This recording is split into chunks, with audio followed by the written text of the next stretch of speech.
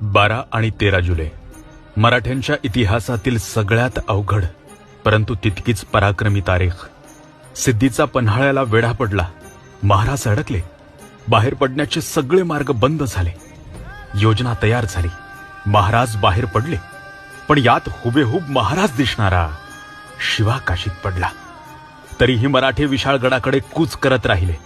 महाराज आणि साथीदार घोडकिंडीत पोहोचले. पण शत्रू अगदी हाकेच्या अंतरावर येऊन ठेपला होता. आता पर्याय एकच होता, त्या 10,000 गनिमांशी झुंज देणे. आणि दिली. झुंज दिली. बाजींच्या सांगण्यावरून महाराज निघाले. पण याच खिंडीत अवघे 300 ते 600 मावळे लढले. रक्ताच्या शेवटच्या थेंबापर्यंत लढले. या सगळ्यांचं नेतृत्व करत होते वीर बाजीप्रभू देशपांडे. बाजींची तलवार वाऱ्यासारखी फिरत होती. बाजींचे कान विशाळगडाकडे लागले होते. आवाज झाला. महाराज सुखरूप गडावर पोहोचले. पण बाजी पडले. अनेक मावळ्यांच्या रक्ताने नाहून निघालेली घोडखिंड अखेर पावन खिंड झाली.